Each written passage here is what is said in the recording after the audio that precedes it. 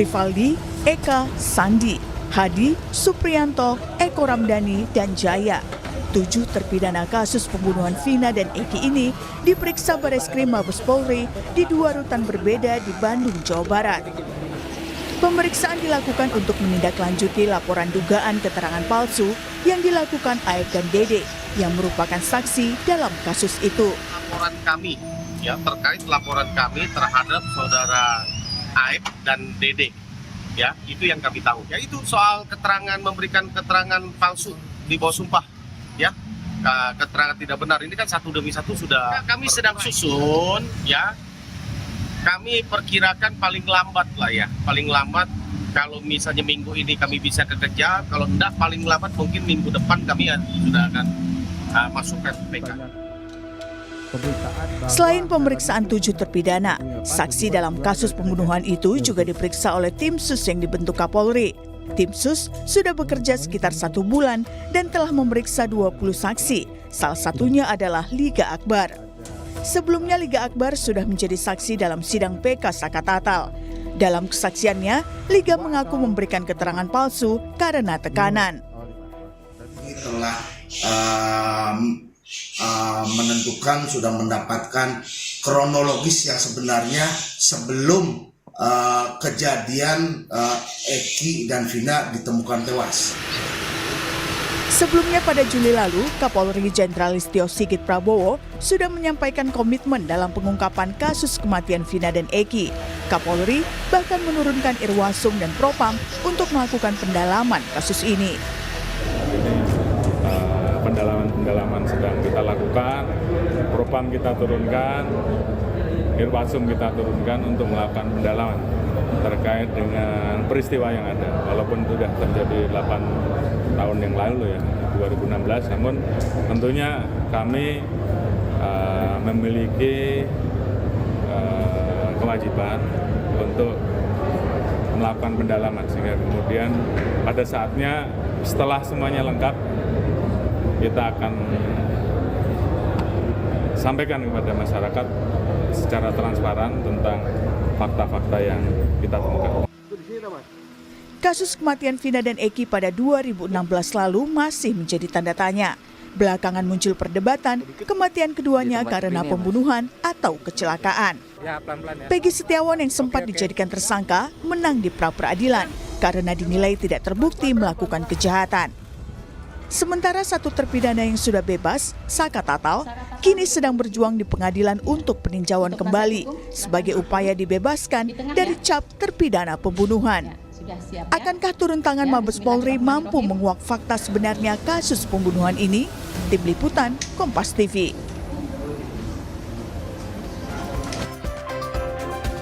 Saudara, kemarin Bareskrim Polri memeriksa 7 terpidana kasus kematian Vina dan Eki. Pemeriksaan dilakukan atas dugaan keterangan palsu saksi Aep dan juga Dede. Tidak hanya itu, saudara, tim sus alias tim khusus bentukan Kapolri juga diklaim tengah mengumpulkan keterangan dari para saksi kasus kematian Vina dan Eki yang terjadi pada tahun 2016 yang lalu. Akankah turun tangannya Bareskrim ini mampu menguak fakta sebenarnya dari kematian Vina dan juga Eki? Kita akan membahasnya di pagi hari ini bersama dengan sejumlah narasumber yang sudah hadir ke studio. Di antaranya pagi ini ada kuasa hukum dari Ibtu Rudiana, sudah ada Bung Mardiman Sani. Selamat pagi, assalamualaikum. Selamat pagi, waalaikumsalam. Ya, kemudian juga melalui sambungan Zoom ada kuasa hukum dari 7 terpidana kasus Vina, ada Bang Jutek Bongso. Selamat pagi, Bang Jutek. Selamat pagi, Mbak Distian. Ya, kemudian juga ada Kabareskrim Polri 2008 hingga 2009 sudah ada Pak Susno Duaji. Selamat pagi, assalamualaikum Pak Susno. Selamat pagi, assalamualaikum Mbak Desti, para pemirsa sekalian. Iya, kita langsung ke Bang Jutek. Bang Jutek, ini kan kalau kita lihat ya, Bareskrim Polri akhirnya turun tangan untuk mengusut secara tuntas nantinya dari apa sebenarnya peristiwa yang menyebabkan kematian Vina dan juga Eki. Salah satunya adalah ini memeriksa ada 7 terpidana. Jadi semuanya ini 7 terpidana sudah diperiksa atau bertahap? Baik Mbak Distia, betul. Kami beberapa waktu lalu, kurang lebih 3 minggu atau 4 minggu lalu kan kami membuat laporan polisi di Bareskrim. Terhadap 3 hal, Pak Pasren, Pak Kavi, kemudian Dede dan Aep, dan juga Pak Rudiana. Terkait peristiwa itu, dua sudah naik kepada penyelidikan, yaitu kasusnya Dede dan Aib. Betul. Dan juga yang Pak Rudiana juga sudah gelar awal dan sudah mulai pemanggilan saksi. Nah, yang terkait kemarin datang ke lapas itu adalah terkait laporan kami terhadap Dede dan Aib. Oke. Apakah kesaksian itu juga akan dipakai kepada laporan kami yang lain? Kami tidak paham, ya. Oleh karena materinya saya pikir hampir mirip, karena kami semua melaporkannya adalah tentang kesaksian palsu di bawah sumpah. Ya, itu yang pertama. Yang kedua, paling terhadap Pak Rudiana, kami ada tambahan tentang ada dugaan penganiayaan, penyiksaan ketika dilakukan pemeriksaan awal terhadap tanggal 27 Agustus 2016 lalu. Oke. Baru 5 orang kemarin diperiksa. Hari ini rencana 1. Apakah yang satu lagi Sudirman itu sudah diperiksa? Kami tidak monitor oleh karena kami bukan PH-nya, bukan penasihat hukum dari Sudirman.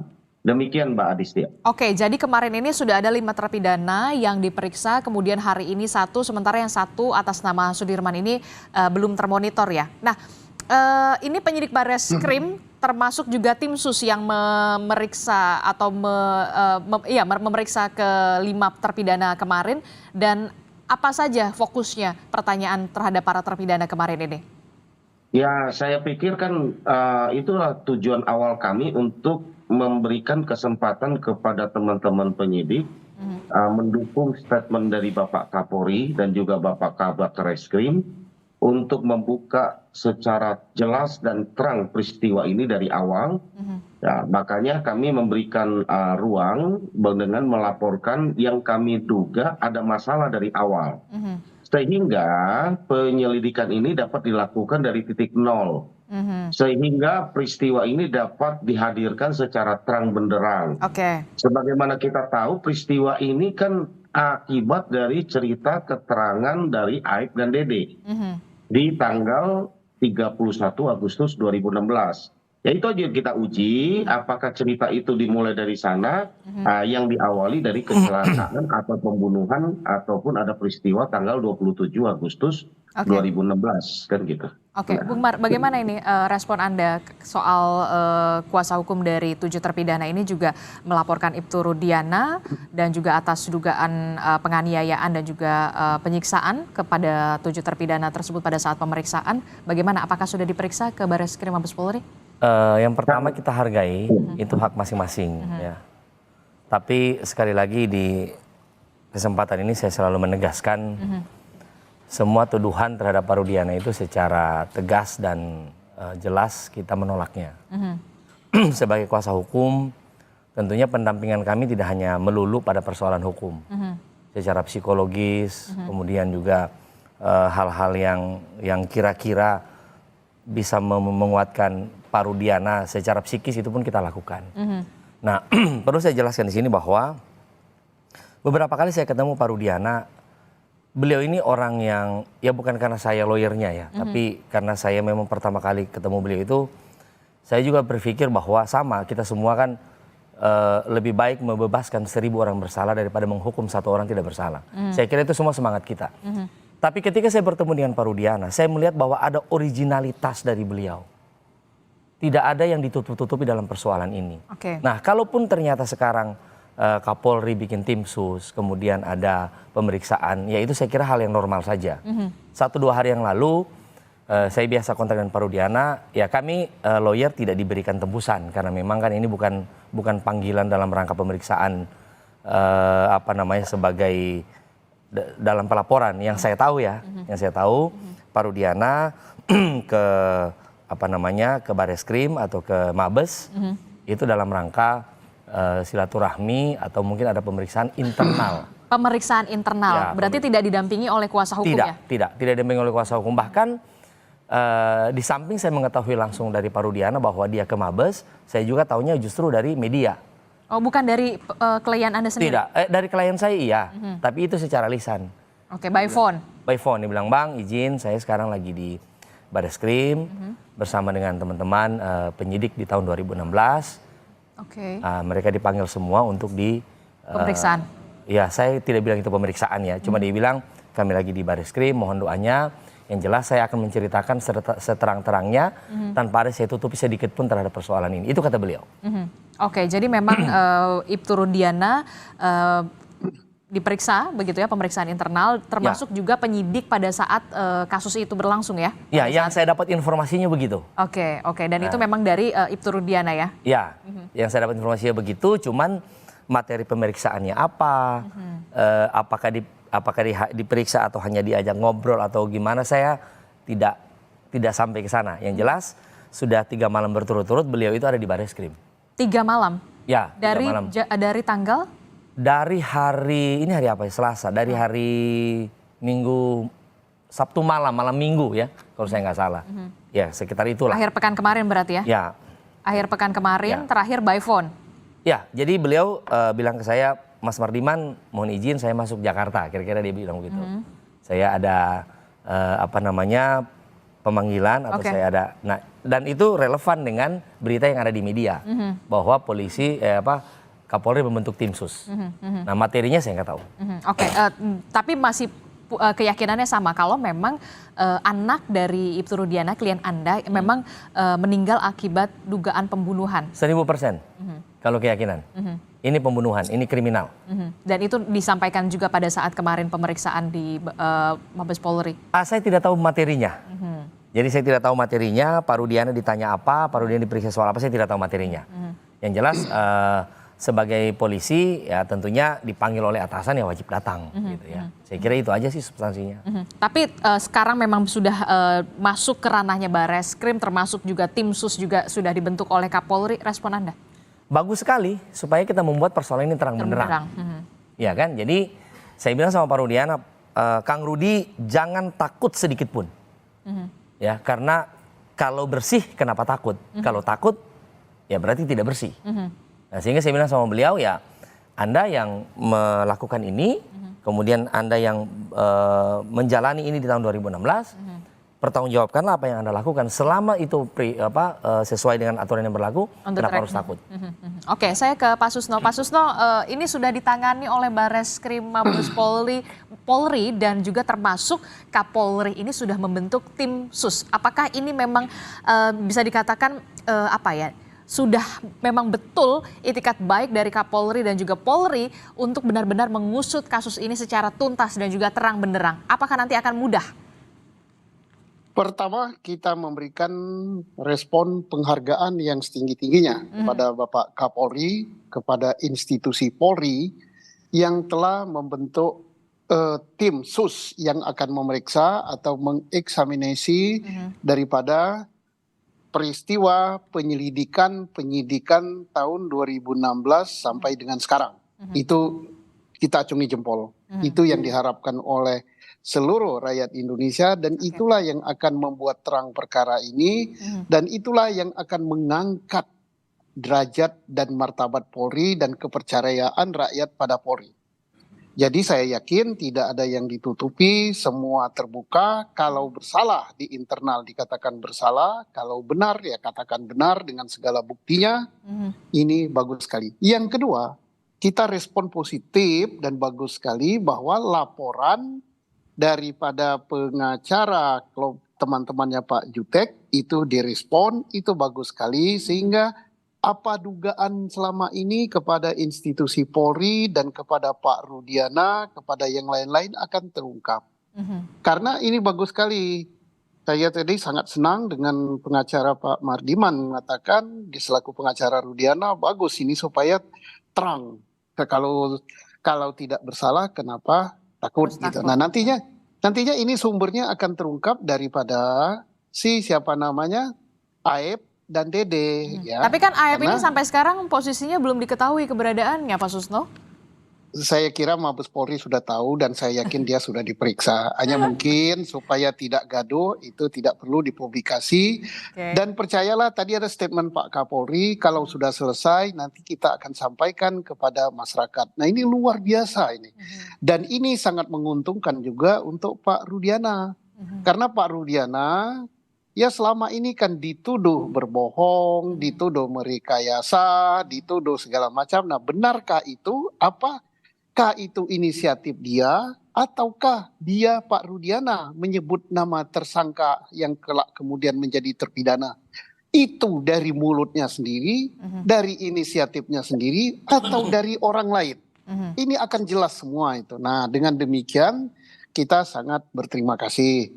Dan juga ini akan terungkap juga apakah peristiwa ini yang dikatakan Pak Mardiman tadi 1000% pembunuhan atau 1000% kecelakaan lalu lintas atau apa, ini akan terungkap semua. Apalagi ini Pak Kapolri akan menjanjikan ini terbuka, dan saya yakin tim yang dibentuk ini tim yang betul-betul profesional yang akan bekerja dari titik nol.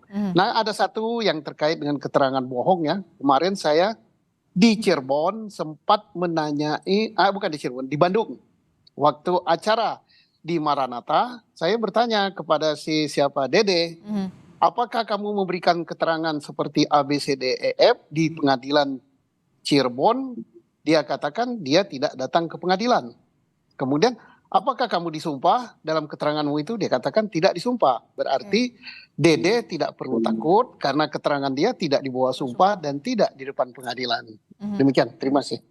Oke, kita patut mengapresiasi betul langkah serius yang dilakukan Polri dengan mengambil alih kasus dari dugaan pembunuhan terhadap Vina dan Eki ini, Barreskrim Polri dan juga termasuk dari tim sus. Nah, dari pengalaman Anda, ini kan juga tadi disebutkan oleh Bung Mar, tidak hanya kliennya yakni Ibtu Rudiana yang kemudian juga dalam tanda petik diperiksa begitu ya dari Barreskrim, dari Mabes Polri, tapi juga tim penyidik yang pada saat itu melakukan penyidikan 2016 yang lalu. Dari pengalaman Anda bagaimana ini? Ya, memang satu dilaporkan tentang masalah kriminal, laporan palsu, penganiayaan. Ya, itu dilaporkan oleh pengacara ya, pengacara Pak Jutek CS. Kemudian satu lagi, Polri bukan karena laporan tapi karena inisiatif Polri, dia mengeksaminasi khusus dia bukan masalah pidananya, tapi masalah bagaimana proses itu berjalan. Di 2016 sampai dengan 2024 ini, apakah proses yang dilakukan oleh penyidik itu sudah benar sesuai SOP, apakah ada kekerasan dan lain sebagainya di situ. Ini nanti mengarah kalau seandainya ada kesalahan-kesalahan prosedural, kesalahan-kesalahan lain yang dianggap tidak profesional, ini arahnya kepada kode etik profesi Polri. Tetapi kalau yang dilakukan oleh Barreskrim itu arahnya kepada kriminal, yaitu laporan keterangan palsu, termasuk juga kalau ada penganiayaan itu ada pasal sendiri. Tetapi memang dalam pemeriksaannya tidak bisa dipisahkan satu sama lain. Mungkin saksi yang untuk kasus kode etik ini akan digunakan juga saksi untuk masalah laporan dari Pak Jutek CS. Demikian sebaliknya.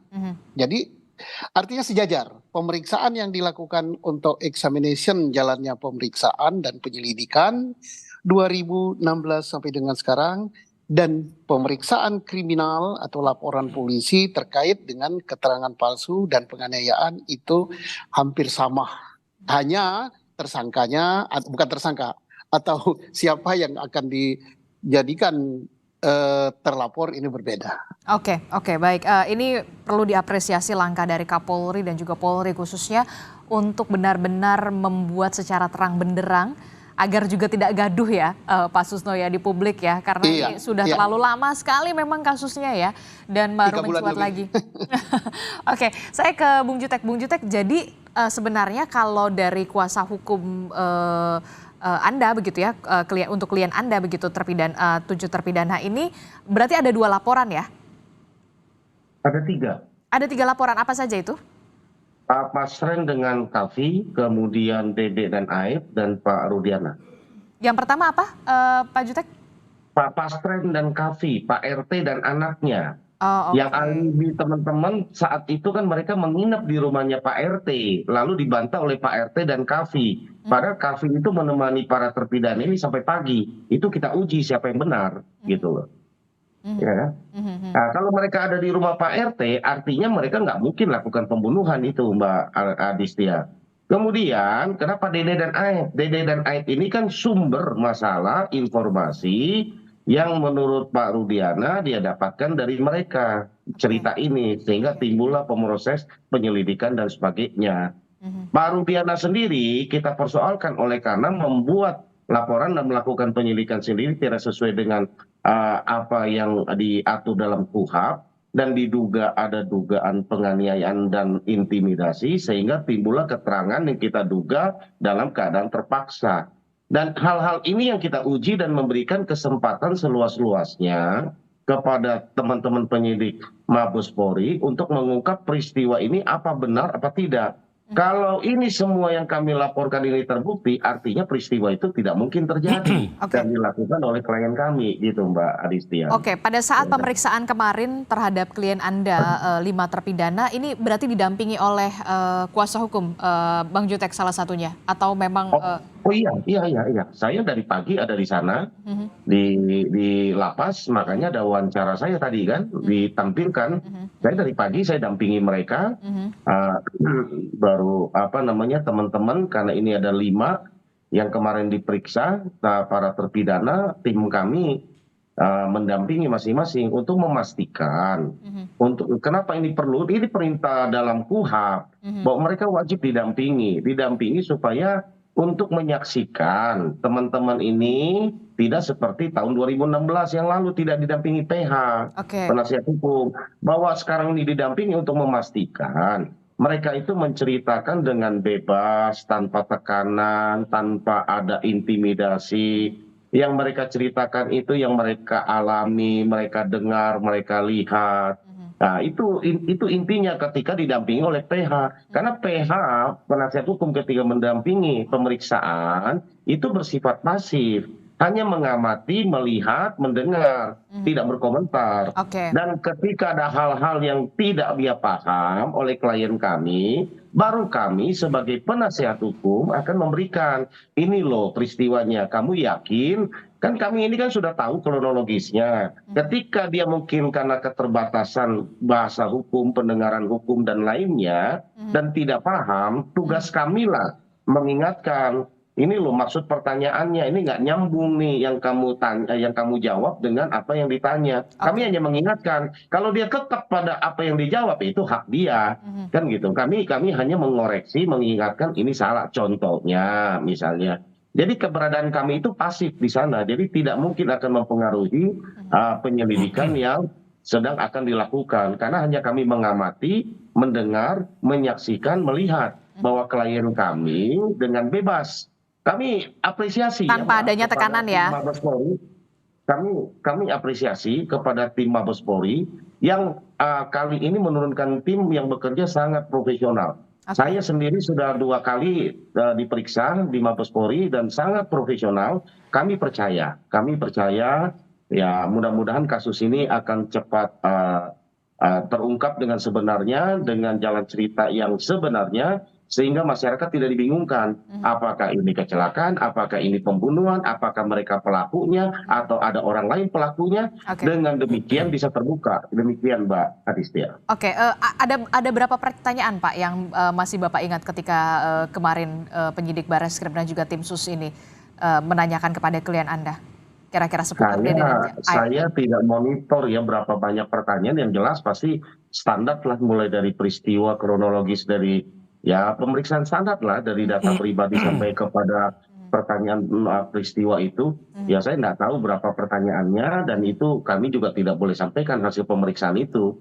Ya yang jelas kehadiran kami itu sekali lagi hanya memastikan mereka memberikan keterangan tidak seperti tahun 2016 yang tidak didampingi PH, yang konon dalam dugaan ada intimidasi, tekanan, sehingga apalagi kami dengar informasi jawaban dan pertanyaannya ada di papan tulis, dan sehingga diarahkan apa yang harus dijawab. Dan itu kemarin juga diceritakan oleh klien Anda pada saat? Oh iya, diceritakan. Mungkin ada rekaman pemeriksaan tahun 2016. Kalau ditulis jawabannya dari papan tulis kan tetap aja akan terlihat bahwa itu seolah-olah jawaban dia. Dan inilah yang kami persoalkan. Ya kan? Ya tolong kita lihatlah bahwa peristiwa ini harus terungkap dengan sebenar-benarnya, sehingga tidak ada kecurigaan itu. Kan kami juga tidak hadir saat itu, kami juga bukan menjadi penasihat hukumnya saat itu. Tetapi Ya, tugas kami sekarang ini adalah menjadi juru bicara mereka. Kami mendengar dari mereka, kami sampaikan, kami luruskan. Demikian Mbak Adistia. Oke. Terakhir, apa yang ingin Anda sampaikan untuk penyelidikan untuk mengungkap secara terang benderang kasus ini? Ya, saya berharap sekali lagi dengan komitmen Bapak Kapolri, Bapak Kabar Reskrim, kami sudah rasakan. Ya, kami rasakan penyelidikannya sekarang ini yang sampaikan oleh Abang Susno Duarji tadi, betul bahwa penyelidikan ini timnya sangat profesional. Ya, kami ditangani dengan baik. Kami melihat bahwa saksi-saksi yang kami hadirkan di Barreskrim diperiksa dengan profesional. Bahkan sampai subuh, Mbak, kami periksa gitu kan. Ada klien kami saksi, itu digali keterangan dan ada keseriusan. Saya lihat bahwa Mabes Polri ini dan memang lembaga kepolisian kita ini memang luar biasa dan kita sangat percaya bahwa walaupun terjadi kemarin 2016 itu, kalaupun ada hal-hal yang kita persoalkan sekarang, bukan lembaga kalau menurut saya. Ya, ini adalah oknum. Oknum-oknum inilah yang harus kita luruskan supaya lembaga kepolisian yang sudah sangat baik ini tetap tidak terseret dengan peristiwa yang menurut saya sangat sederhana sekali. Ya, sudah kita bincang banyak lah. Kita harapkan bahwa ini segera terbuka sehingga tidak jadi bola liar. Gitu Mbak Adistia, terima kasih. Jadi Anda merasakan betul ada perbedaan ketika ditangani oleh Barreskrim dan juga tim sus yang sudah dibentuk oleh Kapolri ya pada kemarin? Ya, sangat baik. Dan sangat profesional. Saya menyaksikan sendiri ini. Gitu kan, saya saksikan sekali bahwa ini polisi kita memang sangat luar biasa lah buat teman-teman. Baik, terima kasih Bang Jutek telah bergabung bersama kami. Tapi ini yang kemudian menjadi pertanyaan saya, tidak seperti pemeriksaan 2016 yang lalu, bahkan ada papan tulis, jawabannya sudah ada di sana, termasuk ada dugaan intervensi ataupun intimidasi. Bagaimana respon Anda? Jangan dijawab dulu, Bung Mar. Tetaplah bersama kami di Sapa Indonesia Pagi.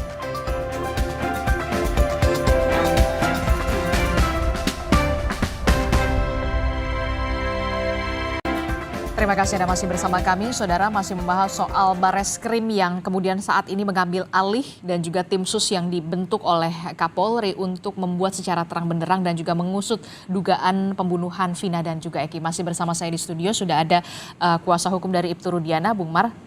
Kemudian juga ada Kabarreskrim Polri 2008 hingga 2009, Pak Komjen Purnawirawan Susno Duarji. Dan sayang sekali tadi Pak Jutek harus ini dulu ya, pamit lebih dulu. Tapi ini yang kemudian menarik perhatian saya adalah mengapresiasi langkah Barreskrim Polri termasuk juga tim sus yang profesional begitu. Tidak ada pemeriksaan dalam tekanan, intervensi, bahkan tidak seperti pada tahun 2016 yang lalu pada saat awal mula kasus ini berjalan. Bahkan katanya sudah ada jawabannya di papan tulis. Respon Anda? Ya, itu kan versinya Bang Jutek. Nah, kalau saya sih. Dan juga versinya ini dong, terpidana kliennya. Karena kan kliennya. Oh iya, diceritakan ke Bang Jutek cerita ya. Jadi gini, tadi Pak Jutek mengatakan bahwa polisi luar biasa. Ya, saya setuju. Tapi ingat, kasus ini sudah inkrah. Ya, dan kita harus hormati. Betul, kita hormati. Dan ada criminal justice system. Jadi bukan hanya polisi. Ini kan sudah inkrah, berarti ada dua lagi di situ. Ada jaksanya, ada hakimnya. Dan ada satu lagi, pengacaranya saat itu. Berarti Anda mengakui memang ada criminal justice system di sana, sampai dari Polri kemudian ada peradilannya? Maksud saya kalau ternyata ini dikatakan sebagai putusan yang sesat, kalau berbalik ini misalnya ya, bahwa ini bukan pembunuhan, walaupun keyakinan saya sampai detik ini dan saya selalu yakin bahwa ini pembunuhan. Tapi ada catur wangsa kan, penegak hukum ini kan ada 4. Polisi, jaksa, hakim dan pengacara. Catur wangsa, 4 keluarga penegak hukum. Nah, 4 keluarga penegak hukum ini semua terlibat. Nah, menarik tadi Bang Jutek bilang bahwa tahun 2016 mereka tidak didampingi pengacara. Saya pikir ini sesuatu yang serius. Ancaman mereka ini nggak main-main loh. Pembunuhan berencana, ya, penganiayaan berat, itu wajib didampingi, ancaman pidananya di atas 5 tahun. Nah, yang menjadi pertanyaan besar juga untuk kita yang pengacara, pada saat itu pengacaranya kemana? Dia ngapain aja? Iya kan? Kok bisa-bisanya nggak didampingi pengacara? Tapi kan kita kan cuma menduga-duga. Makanya tim penyidik 2016 yang lalu ini kan juga dipanggil ke Barreskrim Polri. Ya. Sama dengan klien Anda, Ibu Rudiana. Soal materinya kita tidak tahu apa. Oke. Apakah tadi kan apakah diperiksa soal etik atau diperiksa soal kasusnya. Oke. Tapi yang menarik adalah termasuk Kompas TV tahun 2016, jejak digital itu tidak bisa bohong. Kompas TV pun memframing ini adalah akibat dari perang antar dua geng motor, Moonraker dan Ekstasi. Ingat, dalam pemeriksaan Sudirman, dalam putusan tanggal 17 Agustus, itu memang mereka menarget si almarhum Eki. Bukan memframing Bung Mar, tapi memang informasi yang didapatkan dari jurnalis Kompas TV di sana itu pada memang saat itu, itu memang itu. Dan bukan hanya Kompas. Oke. Semua media tahun 2016. Bukan memframing ya, karena memang informasinya seperti Betul, itu. iya sorry, bukan memframing, tapi terframing waktu itu, maksudnya kondisinya seperti itu. Nah, kemudian juga dua Kapolres pada saat itu kan juga orang hebat. Sama-sama sudah bintang 1 juga sekarang, Pak Indra Jafar sama Pak Adi Vivit. Saya tidak yakin ya seorang Aibtu Rudiana yang cuma pangkatnya Aibtu itu dua kelelawar loh Mbak, bukan perwira atau bintara. Ada teman-teman saya polisi suka bercanda, Aibtu itu singkatan dari aku ini polisi tua. Saking tidak naik-naik pangkatnya. Maksudnya jadi maksud Anda tidak ada power di situ, tidak ada. Menurut saya begitu.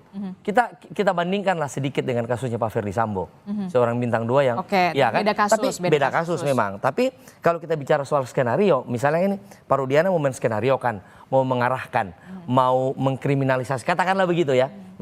Menurut saya sangat sangat tidak masuk akal, sangat di luar nalar ya. Sampai kemudian bisa mengatur polisi, bisa mengatur jaksa, bisa mengatur putusan. Luar biasa sih menurut saya kalau itu sampai terjadi. Tapi saya tetap tidak yakin bahwa itu dilakukan oleh Pak Rudiana. Pak Susno, respon Anda bagaimana kalau menurut dari kuasa hukum dari Pak Ibtu Rudiana mengatakan sekelas jabatan Ibtu begitu ya? Aibtu saat itu. Aibtu pada saat itu begitu ya? Tidak punya power lah ibaratnya, tidak punya kekuatan lah untuk mengintervensi sampai proses pengadilan dan juga putusan. Pak Susno. Bagus sekali. Sebelum jawab pertanyaan itu, saya respect sama advokat Bang Mardiman ya. Bahwa betul sekali sistem atau criminal justice system kita harus berbenah diri, harus diperbaiki. Seandainya beliau katakan tadi benar apa yang divonis yang telah mempunyai kekuatan hukum tetap itu dihasilkan oleh peradilan sesat. Seandainya ya, kita tidak menuduh. Maka memang betul sudah waktunya kita untuk berbaik-baik diri. Semua lini, kepolisian, mulai dari penyidik, kemudian kejaksaan, kemudian pengadilan yang lebih parah sekali. Kenapa? Dia 3 tingkatan ya, pengadilan tingkat pertama, tingkat banding, tingkat kasasi. Mudah-mudahan di PK nanti ini akan baik. Baik, terkait dengan tidak mungkin Ibtu Rudiana membuat merekayasa perkara ini. Ditinjau dari segi pangkat memang tidak mungkin, tetapi ada beberapa kemungkinan. Nanti akan terjawab oleh pemeriksaan yang dilakukan oleh Mabes Polri, baik oleh tim SUS maupun tim Barreskrim. Mengapa sampai keluar 11 nama, mengapa sampai Pak Rudiana membuat laporan polisi yang terinci dengan nama-nama itu? Apakah itu dia sendiri yang merekayasa atau dia justru Pak Rudiana yang terrekayasa? Itu akan terjawab. Jadi tapi kan begini ya Pak Susno, maaf saya potong. Motifnya apa begitu kalau misalkan Ibtu Rudiana ini harus dugaan merekayasa atau sampai ke peradilan dugaan adanya pembunuhan? Kan ini kan korbannya juga anaknya sendiri kalau kita lihat begitu kan, nggak mungkin kembali begitu. Iya, untuk dalam keadaan normal sangat tidak mungkin kita berduka cita ya. Saya yakin bukan Pak Rudiana, tetapi Pak Rudiana justru ini korban terrekayasa. Ya, terrekayasa itu bisa jadi sumber utamanya, tapi saya tidak menduga ya, saya tidak peduli putusan pengadilan dan putusan penyidik ya. Siapa tahu Aib atau Dede ada dendam kepada orang lain, untuk membalas dendam dia jadikan orang itu tersangka. Ini jangan dianggap benar, ini praduga saja. Pak Rudiana yang waktu itu mungkin kondisi kejiwaannya sedang tergoncang, anak kesayangannya meninggal, langsung dia percaya saja kepada keterangan Aib. Nah, tapi mohon apa yang saya sampaikan ini bukan penjelasan hasil pemeriksaan. Siapa tahu. Nah, makanya berbagai praduga-praduga ini akan terjawab oleh hasil eksaminasi oleh tim khusus dan hasil penyidikan oleh Baris Krim. Nah, yang saya sangat sesalkan, tadi Pak Mardiman tadi udah angkat namanya, ada 2 Kapolres yang waktu itu di Polres Cirebon Kota yang sekarang sudah menjadi jenderal.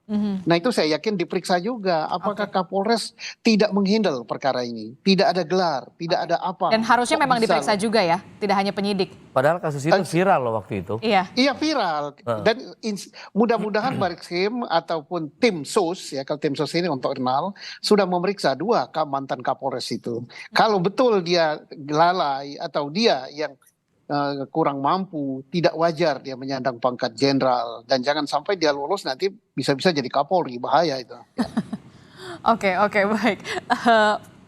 Berapa lama kemudian menurut Anda begitu ya, kalau memang sudah ada di tangan Bareskrim Polri, bahkan sudah ada tim SUS yang benar-benar dibentuk secara khusus oleh Kapolri untuk bisa menyelesaikan kasus ini? Sebulankah ini sudah terlalu lama sebenarnya Pak Susno? Kita ini? Saya kira tidak terlalu lama, hanya kita hargai Polri karena kasus ini sudah nasional ya.